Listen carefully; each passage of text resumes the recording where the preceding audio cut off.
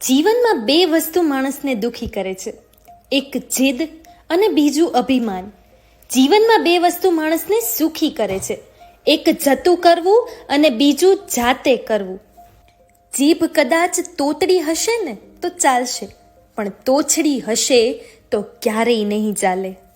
સફળતાની ઊંચાઈ પર હો ત્યારે ધીરજ રાખો, કારણ કે પક્ષીઓએ સાબિત કર્યું છે કે આકાશમાં બેસવાની જગ્યા નથી હોતી. સમજ એટલે ક્યારે જીદ કરવી અને ક્યારે જતું કરવું એની આવડત. ચોખ્ખું કહો, સાચું કહો અને સામે કહો. જે સમજશે તે આપણા, નહીંતર નામના. કોલસાને દૂધમાં રાખો, સફેદ થતા નથી. એવી જ રીતે ઘણા માણસનું ગમે તેટલું રાખો પણ કદર કરતા નથી. કળિયુગના સમયની વાસ્તવિકતા. ધીરજ રાખો